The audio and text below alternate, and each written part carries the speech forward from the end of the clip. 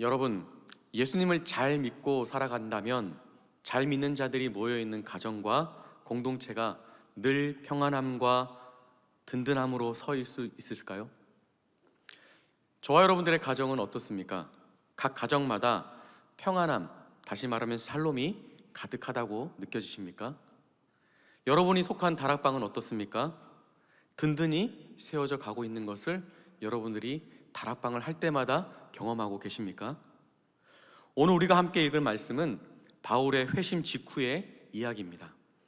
바울이 다메섹으로 가는 길에 예수님을 만나고 또 회심 직후 예수님을 만난 그 일생을 통하여서 그의 인생이 바뀐 강력한 이야기가 그 다음 이야기 다음에 기록되어 있어서 어쩌면 쉽게 지나치거나 주의 깊게 살펴보지 못할 본문이 될 것 같기도 합니다. 그런데 이 본문을 통해서 우리가 예수님의 몸된 교회, 다시 말하면 예수님을 주인으로 모시고 살아가는 공동체가 편안하고 든든히 서가는 비결을 얻을 수 있는 내용입니다. 바라기는 오늘 우리가 함께 나누는 말씀을 통해서 우리가 속한 모든 공동체가 평안하고 든든히 서가는 은혜가 있기를 간절히 소원합니다. 잘 아시다시피 본문의 앞부분을 살펴보면 바울은 예수님의 제자를 잡아 가두기 위해서 다메섹으로 가던 중에 예수님을 만납니다. 그는 그 예수님을 만나고 그 즉시 그 앞을 보지 못하는 상황이 펼쳐집니다. 예수님께서는 그런 바울에게 한 제자를 보내셔서 그의 눈을 낫게 하셨습니다. 그리고 그를 통해서 세례까지 받게 하셨습니다. 그리고 난 이후에 바울은 예수님의 제자를 잡기 위해서 다메섹으로 왔지만 예수님을 만난 경험 이후에 몸을 회복한 후에는 그 다메섹에서 즉시로 예수가 하나님의 아들이심을 전파하기 시작했습니다. 20절 말씀을 보면 바울은 자신이 회복된 후에 즉시로 회당으로 가서 다메섹으로 가던 중에 만난 예수님을 하나님의 아들이라고 선포하기 시작합니다. 이러한 바울의 모습은 그곳에 있던 유대인들을 무척 놀라게 했습니다. 그들은 이미 바울이 예수님의 제자들을 잡으러 예루살렘에서부터 오고 있다는 소식을 들었기 때문입니다. 그런데 정작 바울은 다메섹에 도착해서 예수님의 제자들을 체포하기는커녕 오히려 그 제자들의 증언이 사실이라고 주장하면서 그 예수님의 제자들과 같이 예수님이 하나님의 아들이라는 사실을 증거하고 있기 때문에 그들은 무척 놀라고 당혹스러워했습니다. 바울에게서 예수님에 대한 이러한 호칭, 다시 말하면 예수님이 하나님이다, 하나님의 아들입니다 라고 나오는 그 호칭은 결코 쉬운 호칭은 아니었습니다. 하나님의 아들이라고 하는 호칭은 단순하게 예수님을 지칭하는 말이 아니라 예수님이야말로 하나님의 이스라엘의 참된 대표자이시고 하나님의 기름 부음을 받은 왕이심을 인정하는 표현이었기 때문에 그렇습니다. 유대인에게 있어서 하나님이란 존재는 감히 사람과 비교할 수 없거나 연관 지을 수도 없는 존재입니다. 그런데 사람으로 오신 그 예수님을 바울이 하나님의 아들이라고 고백하니까 이것은 그동안 바울이 배우고 익혔던 내용과는 완전히 다른 고백이었던 것입니다. 그런데 그런 바울의 입을 통해서 예수님이 하나님의 아들이라는 증거가 나오니 다메섹에 있는 유대인들도 당혹해할 수밖에 없었던 것이죠. 그러나 이러한 유대인의 반응에도 바울은 더욱 힘을 얻어서 예수를 그리스도라고 증거하는 일을 멈추지 않습니다. 바울이 이렇게 예수님이 하나님의 아들이심을 증거하게 된 이유는 아마도 다메섹 도상에서, 다시 말하면 다메섹으로 갈던 그 길 위에서 예수님을 직접 만남을 통해서 오직 예수님만이 하나님께로 갈 수 있는 유일한 길임을 그가 확신했기 때문인 것 같습니다. 갈라디아서 3장 23절에서 29절 말씀을 우리 함께 읽어보도록 하겠습니다. 23절입니다. 믿음이 오기 전에 우리는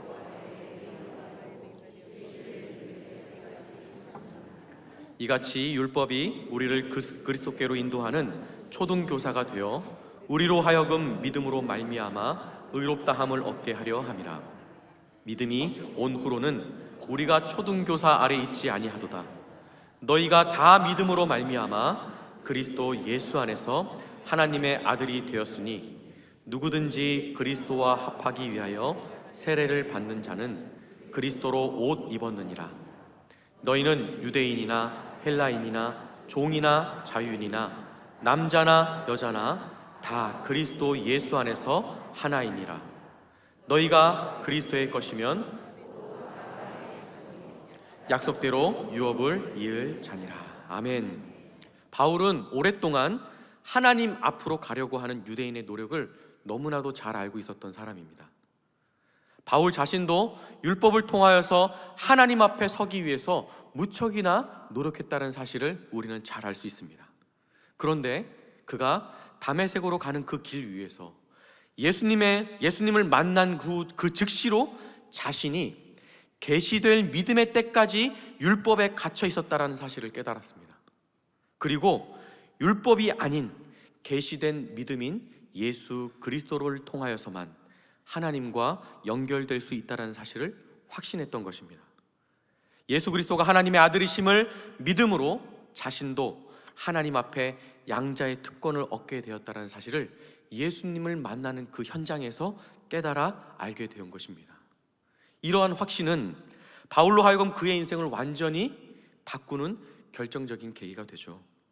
이제는 어느 곳을 가든지 어떤 환경이든지 어떤 상황에 처해 있든지 예수가 하나님의 아들이라고 하는 사실을 담대히 말하고 증거하기 시작했던 것입니다. 갑작스럽게 변화된 바울이 적응되지 않아서 당혹해했던 유대인들은 계속해서 바울이 예수는 하나님의 아들이시다, 예수는 하나님의 아들이시다라고 증거하는 그 모습을 견딜 수 없었던 것 같습니다. 이제는 바울의 입을 막고자 죽이기를 계획했고, 바울은 그들을 피해서 밤중에 광주리에 몸을 실어서 성벽을 내어 달려 도망가는 경우도 있었습니다. 그런데 이러한 죽음의 강력한 위협에 바울은 예수님이 하나님의 아들이라고 증거하는 것을 멈추지 않았습니다. 또한 바울은 예루살렘으로 가서도 주 예수의 이름으로 담대히 말하는 것을 멈추지 않았습니다. 이때도 여전히 헬라파 유대인들과 함께 변론하는 가운데에 그들이 바울을 죽이려고 하는 죽음의 위협이 있었지만 그는 그곳에서도 예수는 하나님의 아들이라고 하는 사실을, 복음을 멈추지 않았고, 함께 있었던 제자들이 바울을 예루살렘에서부터 다소로 보내어 그 죽음으로부터 피하게 하는 사실을 우리는 기록을 통하여 볼 수 있습니다. 이렇게 바울이 핍박 가운데 복음을 증거하는 일은 교회로 하여금 평안하여 든든히 서가는 결과로 나타났습니다. 바울이 주님을 경외하고 성령의 위로로 가득한 공동체가 더 많아지게 된 것입니다. 본문을 가만히 묵상해 보면 바울이 복음을 증거하던 현장엔 늘 어려움이 있었습니다. 바울을 죽이기 위해서 밤낮으로 성문을 지켜서 바울이 어쩔 수 없이 한밤중에 광주리를 타고 도망할 수밖에 없었던 상황도 있었고, 심지어는 자신의 회심을 믿지 않아 의심하던 사람들도 만나게 됩니다. 또한 그곳에서도 복음을 증거하다가 죽음의 위협도 당하게 되죠. 그러나 바울은 자신이 만난 예수 그리스도가 하나님의 아들이시고 오직 계시된 믿음인 예수 그리스도를 통하여서 하나님께로 나아갈 수 있다는 사실을 확신했기 때문에 그의 열정은 식지 않았고 계속해서 복음을 전할 수 있었던 것입니다. 그리고 그러한 바른 복음을 전하려고 하는 그의 열정은 교회들로 하여금 평안하여 든든히 서가는 열매를 낳게 했습니다. 우리 함께 31절 말씀을 읽어볼까요? 다시 한번 읽겠습니다. 그리하여 온 유대와 갈릴리와 사마리아 교회가 평안하여 든든히 서가고 주를 경외함과 성령의 위로로 진행하여 수가 더 많아지니라. 참 대단한 일이 아닐 수 없습니다. 놀라운 일이죠. 정말로 많은 고통과 위협 앞에서도 복음을 전했던 바울, 그 한 사람을 통하여 그 영향력이 온 유대와 사마리아와 갈릴리 모든 지역의 교회가 평안하고 든든히 서가는 역사로 나타났다는 것은 너무나 놀라운 일입니다. 그런데 31절 이 말씀을 계속 묵상하다 보면 상식적으로 이러한 핍박과 어려움 속에서 어떻게 평안하고 든든히 설 수 있는지, 어떻게 주님을 더 경외하고 성령의 위로가 있는지 이해할 수가 없습니다. 죽음의 위협이 어떻게 평안함과 든든함의 결과를 낳게 하는지 이해가 잘 안 되는 겁니다. 아마도 여기서 말하는 평안하여 든든히 서가는 것이 우리가 생각해왔던 문제가 없고 안정되었다라는 의미가 아닌 것 같습니다. 여기서 평안했다라고 하는 말, 그때 그 말로는 에이레네라고 하는 의미는 문맥적으로 볼 때 스데반이 순교 이후 시작된 박해가 끝나고 예수님을 따르는 사람들이 이제 더 이상 유대 지도자들에게 괴롭힘을 당하지 않는다라는 의미를 갖고 있습니다. 그리고 이 단어는 이러한 정치적인 의미의 평안뿐만 아니라 히브리어에서의 살롬이라고 하는 의미처럼 약속의 땅에서 개인적인 만족감과 복음을 받아들이고 이스라엘의 메시아이시고 구주이신 예수님과의 인격적인 관계에서 비롯된 기쁨과 만족감을 모두 말하는 것으로 쓰여진 것 같습니다. 좀 쉽게 얘기하면 평안하다고 하는 것이, 또 든든히 세워져 간다는 것이 사람들 사이의 관계적인 의미만이 아니라 하나님과의 관계 속에서도 온전함을 포함하고 있다고 하는 사실입니다. 하나님과의 관계 속에서 평안하고 관계가 잘 되어지는 것뿐만 아니라 하나님과의 관계 속에서도 샬롬이 일어나고 든든해져 가는 의미도 담고 있다는 거죠. 그래서 하나님과의 관계 속에서 온전함을 말하고 있으니까 내 삶의 의심과 오해와 핍박과 위험 등 어떠한 어려움이 가득하더라도 평안함을 말할 수 있다는 겁니다. 삶의 수많은 아픔과 고통을 통해서 정말로 그것이 아프고 힘들어서 너무나 절절매어지는 그 마음을 갖고 있더라도 그 현장마다 예수님이 하나님의 아들이라고 하는 복음이 선포되고 그 복음을 통해서 하나님과의 온전한 관계를 맺고 있다면 우리는 어떤 환경, 어떤 상황, 어떤 감정 속에서도 평안하여 든든히 서가는 것이 가능하다는 것이죠. 복음을 증거하며 어려움과 고난, 아픔과 절망을 경험할 수 있지만 그곳에 선포된 복음이 있기 때문에 우리는 하나님과의 관계 속에 평안하고 든든히 세워져 가는 은혜를 누릴 수 있는 것입니다. 복음이 있는 곳은 어떤 의심과 오해와 위협과 절망에도 그것에 휘둘리지 않는, 그리고 그것을 이기는 힘이 있는 줄 믿습니다. 상황이나 환경과 때론 감정에 휘둘리지도 않고 더욱 주님을 경외함으로 성령의 위로를 받아 누리는 능력이 말씀 속에 있는 줄 확신합니다. 심지어 안 될 것 같아 보이는데 도리어 그 수가 많아지고 부흥이 되어지고 놀라운 하나님의 은혜가 가득가득 넘쳐나는 결과를 낳는 줄도 믿습니다. 그러므로 그리스도인의 공동체는 복음을 중심으로 복음이 증거되는 현장이 되어야 될 줄 믿습니다. 우리 같이 한번 읽어볼까요? 시작. 그리스도의 공동체는 복음을 중심으로 복음이 증거되는 현장이 되어야 합니다. 우리가 속한 가정과 다락방과 훈련반 등 모든 신앙 공동체는 예수 그리스도가 하나님의 아들이심을 믿고 선포되는 말씀으로 가득해야 합니다. 그 말씀의 능력은 우리의 가정과 다락방, 훈련반 등 모든 신앙 공동체에 참된 변화와 부흥을 이룰 힘이 있어 평안하여 든든히 서가게 합니다. 여러분, 이것이 바로 말씀이 가진 능력이 되는 것입니다. 그러면 이 말씀을 우리가 함께 기억하면서 우리는 어떠한 적용을 해볼 수 있을까요? 말씀이 선포되고 말씀이 중심이 된 삶을 위해 저와 여러분들은 무엇을 하면 좋을까요? 어떻게 하면 우리가 속한 모든 공동체마다 평안하여 든든히 서갈 수 있도록 만들어갈 수 있을까요? 먼저 첫 번째로 우리의 공동체가 말씀이 중심이 된 공동체가 되어야 합니다. 분명하고 확실한 복음이 증거되는 교회가 되어야 하는 겁니다. 주일 강단에서부터 수요 기도회와 토요 비전 새벽 예배 이르기까지 모든 예배 강단에 참된 복음이 증거되어야 하는 것입니다. 그리고 그렇게 참된 복음이 증거됨을 사모하는 공동체가 되어야 합니다. 서로에게 듣기 좋은 말이 아니라 때로는 마음을 후벼 파고 찌르고 날카로운 칼에 썩어 문드러진 살이 도려내는 그 아픔이 있어도 하나님의 말씀을 기대하고 사모하며 듣는 공동체가 되어야 하는 것입니다. 그러기 위해서 저와 여러분들이 모두가 말씀이 중심이 되는 공동체를 사모하고 소망해야 될 줄 믿습니다. 함께 말씀 읽어볼까요? 잠언 8장 17절 말씀입니다. 나를 사랑하는 자들이 나를 만날 것이니라. 아멘. 말씀이 중심이 된다는 것은 무슨 말입니까? 나 자신이 하나님을 사모하며 간절히 찾을 때 가능한 일입니다. 하나님의 말씀을 내 삶의 우선순위에 두고 그 말씀대로 살겠다라는 강력한 의지가 있는 것이 말씀이 중심이 되는 삶입니다. 그래서 자신의 살을 도려낸 듯한 아픔이 있음에도 불구하고 그 말씀을 듣기 위해서 예배의 자리에 끊임없이 찾아가는 것이 바로 말씀이 중심이 되는 삶입니다.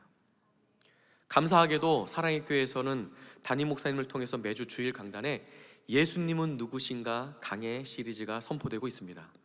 요즘 예배를 함께 드리다 보면 예배를 참여하는 성도님들이 말씀에 빨려 들어가는 듯한 느낌을 갖습니다. 그렇지 않나요? 네. 왜냐하면 예수님에 대한 말씀을 통해서 우리 안에 평안함과 든든함이 회복되기 때문이라 생각합니다.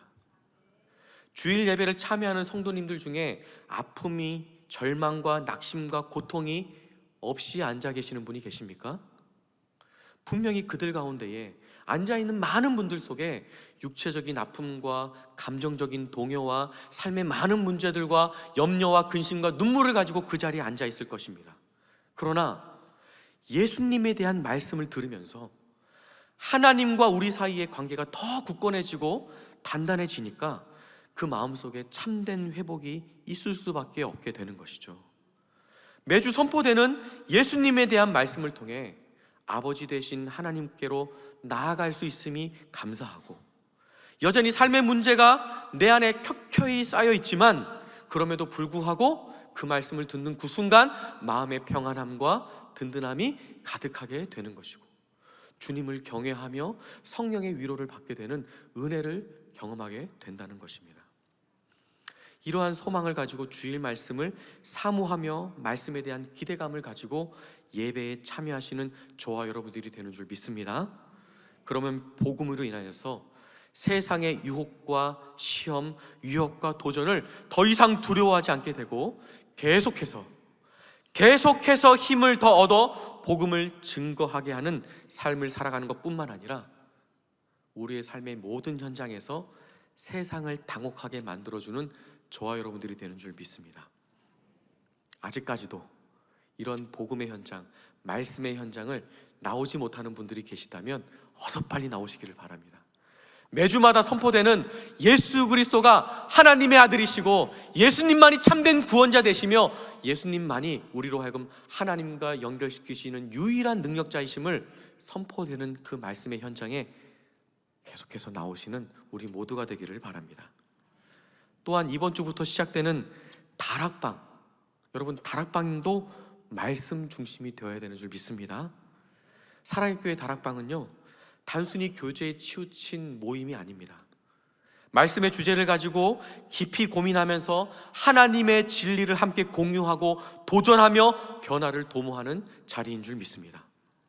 때론 좋은 것이 좋은 것이라고 하는 생각과 의식 때문에 서로에게 불편한 마음을 주지 않기 위해서 말씀 중심보다는 관계 중심으로 다락방을 진행하고 싶은 마음이 있을 때도 있을 겁니다. 그러나 따뜻한 말 한마디가 상대방을 위로해주고 또한 보듬어줄 수 있을지 모르지만 변화를 줄 수 없다는 사실을 기억하기를 바랍니다. 어쩔 수 없는 죄인을, 스스로는 도저히 변화될 수 없는 그 죄인을 하나님의 자녀로 온전히 변화시킬 수 있는 힘은 오직 복음의 말씀에만 있습니다. 그래서 말씀으로 도전하고 선포하면서 그것을 위해서 간절함으로 하나님 앞에 기도하는 다락방 자리가 된다면 여러분, 그 자리에 복음의 역사가 나타날 줄 확신합니다. 영혼을 사랑하는 마음을 가지고 말씀을 통해 아닌 것은 아니다 라고 말할 수 있는 하나님의 사랑을 가지는 다락방이 되기를 원합니다. 이번 주부터 시작되는 언제든지 다시 시작할 수 있다라는 다락방 교제를 통해서 이번 상반기 다락방 말씀이 우리 가운데 가득 녹여지고 그 행하는 모든 다락방마다 말씀이 중심이 되어서 다락방마다 평안하여 든든히 서가는 은혜가 있는 그 놀라운 은혜를 경험하는 저와 여러분들이 되기를 바랍니다. 또한 아직까지 다락방에 들어오지 못한 분들이 있다면은 그 놀라운 말씀의 능력이 가득 담아져 있는 다락방으로 속히 들어가시기를 바랍니다. 아직 늦지 않았습니다. 이제 시작합니다. 그렇기 때문에 여러분들 다락방에 참여하셔서 그 다락방을 통해 말씀의 역사를 깊이 경험하시고 그 말씀의 능력을 다시 시작하는 능력을 경험하는 저와 여러분들이 되기를 간절히 바랍니다. 두 번째로 함께 나눌 것은 우리는 말씀이 중심이 되는 공동체를 포기하지 말아야 한다는 겁니다. 우리는 커다란 포부를 가지고 시작했다가 시시하게 끝나버리는 경우를 종종 경험하곤 합니다. 말씀을 듣고 그렇게 살고 싶어서 야심차게 도전했지만 짧으면 하루 정도 넘기기 쉽지 않고 길어도 몇 년을 지속하는 것이 쉽지가 않음을 경험을 통해서 알고 있을 것입니다. 말씀을 내 삶의 중심으로 세워서 세상과 치열하게 싸우는 삶을 살고는 있지만 그런 삶에 지쳐서 내려놓는 경우가 얼마나 많이 있어요. 주변을 돌아보지 않고 나 자신만 봐도 그렇습니다. 다락방을 야심차게 시작했다가 내려놓는 분들도 계시고요, 주일 말씀을 정말로 현장에서 듣고자 시간을 늦지 않게 다가왔다가도 어느 날은 늦게 말씀만 듣는 그 시간에 겨우겨우 참여하는 경우도 있습니다. 다른 분을 찾아보지 않고 저를 바라봐도 똑같습니다. 한때는 하나님의 말씀 큐티를 훈련반이나 이렇게 올리기 위해서, 사실은 제가 살기 위해서 말씀을 계속 올렸다가 한 5년 정도 올리다 보니 이것이 익숙하고 나의 능력이 되는 것 같아 정말로 쉽게 말씀 큐티를 하는 것처럼 느꼈습니다. 그런데 어느 날 큐티를 하는 게 너무 힘겨워지는 시간이 오기 시작하는 거예요. 그래서 하루를 쉬었습니다.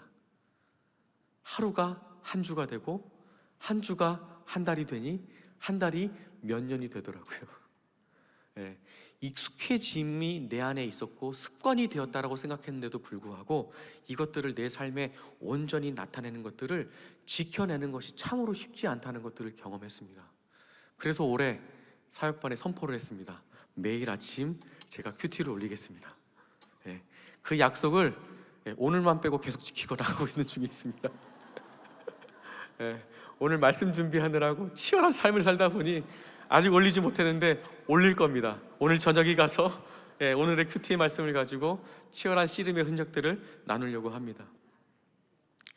여러분, 우리가 얼마나 무언가를 이루어가고 지켜나가는 것들이 쉽지 않다는 것을 제 이야기를 통해서도 확인하는 것처럼 저와 여러분들은 주변을 돌아볼 필요 없이 나 자신만을 봐도 얼마나 부족하고 우리는 말씀 앞에 자신을 내려놓는 순간을 절절히 느낄 때가 참 많이 있음을 고백하게 됩니다.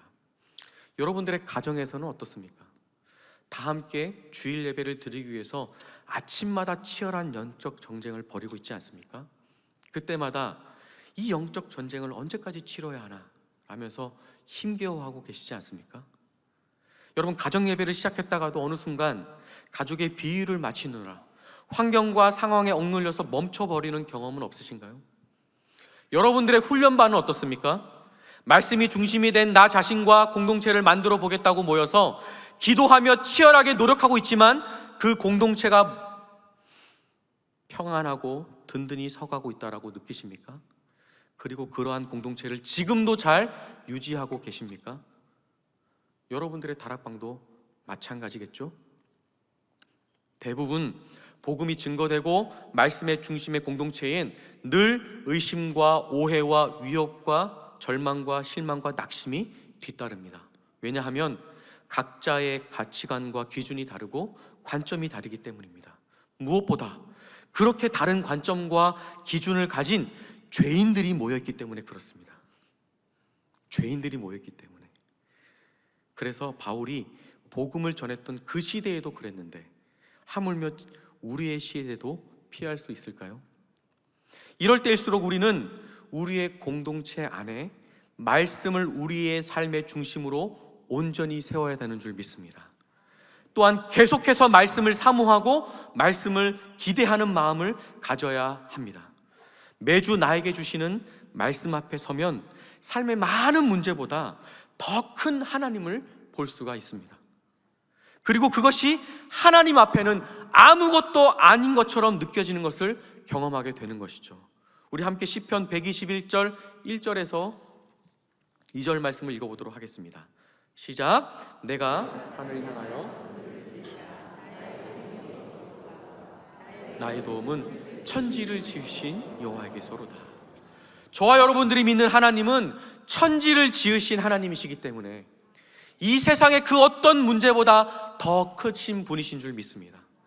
그렇기 때문에 우리는 가정과 공동체 속에서 말씀을 기준 삼는 것을 놓치지 말고 계속해서 말씀을 붙드는 것들을 훈련해야 합니다. 그리고 그것을 포기하지 않아야 합니다. 요즘 사역훈련을 하면서 훈련생들의 고민이 있습니다. IBS를 어떻게 할 수 있지? 라는 것입니다. IBS를 강의를 마치고 함께하는 훈련생들의 표정을 지금도 잊을 수가 없습니다. 어떻게 하는지는 알겠는데 그래서 어떻게 하라는 거야? 이해하셨어요? 어떻게 하는지는 알게 됐는데 그래서 어떻게 하라는 거야? 라는 그런 표정이었어요. 그러나 여러분, 이러한 과정이 없이 말씀 사역자로 설 수 없겠죠? 지금은 비록 서툰 모습이지만 말씀 하나하나를 연구하고 묵상하고 계시면 포기하지 않고 계속 말씀과 씨름하게 된다면 하나님께서 은혜를 주실 줄 믿습니다. 하나님께서는 하나님을 찾는 자를 만나 주신다라고 하셨사오니까 간절함으로 말씀을 통해 하나님을 찾고 만나는 치열한 노력을 멈추지 않는다면 하나님께서는 말씀을 통하여 우리 가운데 임재하시고 그 말씀을 통해 우리로 하여금 세상을 넉넉히 이길 힘과 능력을 주실 줄 믿습니다. 훈련뿐만이 아니겠죠. 우리의 가정에서도 마찬가지입니다. 우리의 가정이 말씀 중심이 되는 공동체를 만들려는 여러분들의 노력을 멈추지 않기를 바랍니다. 시작했다가 멈춰버린 가정 예배, 온 가족이 함께 나누었던 큐티 시간, 냉장고 위에 그날의 말씀을 붙여놓았던 수고, 100대 기도 제목을 가지고 가정에서 함께 붙들고 기도하는 그 시간, 불신자 가족들을 위해서 카톡방에 생명의 말씀을 전하려고 하는 그 애끓는 마음 등 여러분들의 가정에서 말씀이 중심이 되는 일련의 노력을 멈추지 않기를 바랍니다. 그리고 시도했다가 멈춘 상황이라면 지금 다시 시작하시기를 바랍니다. 바울을 향한 유대인의 공격은 아주 집요했습니다. 어디를 가나 복음을 증거하는 바울을 향해서 죽음의 위협을 가했던 것을 우리는 말씀을 통해서 확인할 수 있습니다. 그러나 바울은 그가 확신한 복음을 증거하는 일을 멈추지 않았습니다. 그가 다메섹 도상에서 만났던 그 예수 그리스도, 예수님만이 하나님과 나를 연결 지어진 유일한 구원자라는 사실들을 확신했기에 그는 어떠한 환경과 여건 속에서도 그 복음을 증거하는 일을 멈추지 않았던 것입니다. 그리고 포기하지 않고 복음을 증거하니 온 교회가 평안하여 든든히 서가고 주님을 경외함과 성령의 위로가 가득하여서 성도의 수가 더 많아지는 결과를 낳게 되었습니다. 우리의 가정을 절대 포기하지 마시길 바랍니다. 바울 같은 사람을 통해서 온 유대와 갈릴리와 사마리아 교회가 평안하여 든든히 섰던 것처럼 저와 여러분들의 수고를 통해서 저와 여러분들의 가정도 말씀 중심의 공동체가 될 줄 믿습니다. 말씀을 정리합니다. 우리가 속한 가정과 다락방과 훈련반과 교회가 평안하여 든든히 서가는 힘은 참된 복음이 선포되고 그 복음이 공동체의 중심이 되는 것에 있습니다. 말씀이 아니라 다른 것을 붙드는 것은 결국 그 공동체의 영적인 능력을 고갈시키고 형식적인 신앙생활을 하게 만들 것입니다. 그러한 삶은 참된 변화를 꿈꿀 수도 없고 거칠에 빠져서 공동체를 떠나거나 계속 반복된 연약한 일상을 살게 만들 것입니다. 그러나 다시 한번 우리가 속한 모든 공동체가 말씀이 중심이 되고 말씀을 기준 삼는 수고를 포기하지 않고 감당하게 된다면 참된 변화를 기대하고 의심을 거두고 오해를 풀어주며 서로 용납하고 사랑하며 인내하는 은혜의 공동체가 될 것을 확신합니다. 오늘 말씀처럼 평안하여 든든히 서가는 공동체가 될 줄 믿습니다. 이번 상반기 모든 사역 중에 이러한 은혜로 가득한 사랑의 교회 저와 여러분들이 되기를 간절히 바랍니다. 기도하겠습니다. 사랑이 많으시고 능력이 많으신 하나님, 오늘 말씀을 통해 우리의 공동체가 복음 중심의 공동체가 되어야 할 것을 결단하게 하시니 감사드립니다. 우리의 가정과 다락방, 훈련반을 비롯한 모든 신앙 공동체가 말씀을 중심으로 기준 삼아 평안하여 든든히 서가는 공동체가 되게 하여 주옵소서. 이러한 소망으로 강구할 때에 우리의 모든 공동체에 참된 변화와 온전한 회복을 허락해 주실 줄 믿사오니 먼저 말씀을 사모하여 기대하는 마음을 갖게 하여 주시고 말씀이 중심이 되는 삶의 기준을 지켜내는 일을 포기하지 않는 우리가 되게 하여 주시옵소서. 사랑하는 성도들의 가정과 신앙 공동체마다 문제를 이길 말씀의 능력으로 충만하게 채워 주시옵소서. 감사드리며 우리의 소망 되시고 생명 되시는 예수님의 이름으로 기도하옵나이다. 아멘.